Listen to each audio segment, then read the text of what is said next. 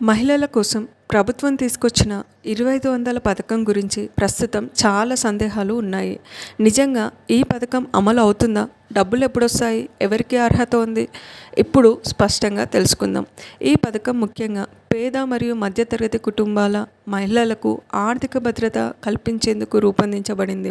అర్హత ఉన్న మహిళలకి ప్రతి నెల 2500 నేరుగా బ్యాంక్ ఖాతాలో జమ చేసే అవకాశం ఉంది. ఈ పథకం కోసం ఆధార్ కార్డ్, రేషన్ కార్డ్ మరియు బ్యాంక్ ఖాతా తప్పనిసరి.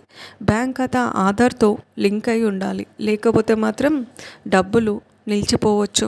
ప్రస్తుతం ప్రభుత్వం లబ్ధిదారుల వివరాల వెరిఫికేషన్ ప్రక్రియని పూర్తి చేసే దశలో ఉంది.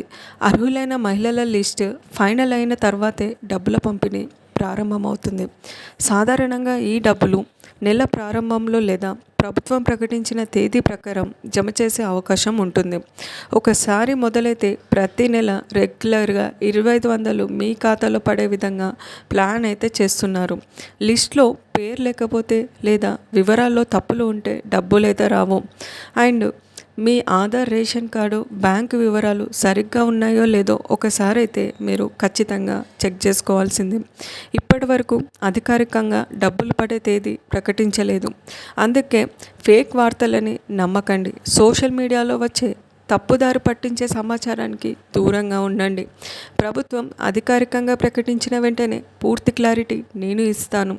ఆ అప్డేట్ వచ్చిన వెంటనే నేను మీకు వీడియో ద్వారా తెలియజేస్తాను.